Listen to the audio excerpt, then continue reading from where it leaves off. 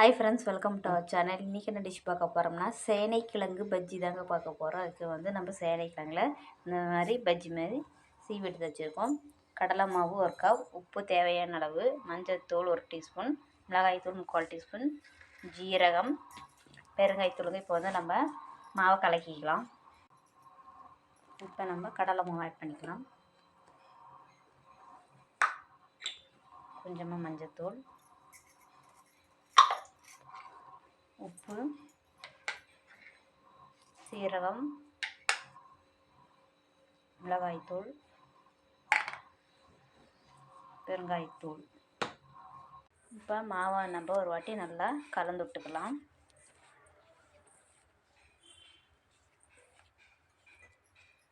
இப்போ வந்து கொஞ்சமாக சூடான எண்ணெயை நம்ம இதில் கொஞ்சமாக ஆட் பண்ணிக்கலாம். பாருங்க ஃப்ரெண்ட்ஸ், மாவு இந்த கன்சிஸ்டன்சி இருந்தால் போதும். வந்து நம்ம பஜ்ஜி போட்டுடலாம்.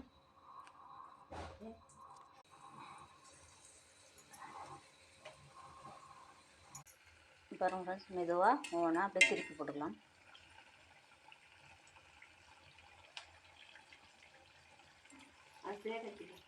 பாருங்க ஃப்ரெண்ட்ஸ், நல்லா ப்ரௌன் வந்துடுச்சு. இப்போ நம்ம எடுத்துடலாம்.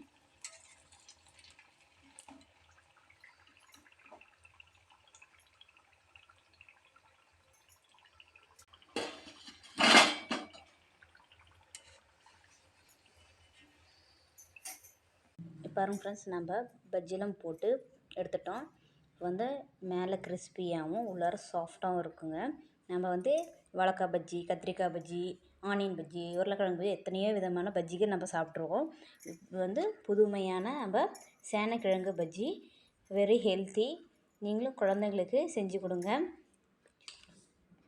வெளியே கிறிஸ்பியாகவும் உள்ளார சாஃப்டாகவும் இருக்குது. உள்ளார இந்த சேனைக்கிழங்கு நல்லா வெந்துச்சுங்க. நான் சாப்பிட்டு பார்த்துட்டு எப்படி இருக்குன்னு சொல்கிறேன்.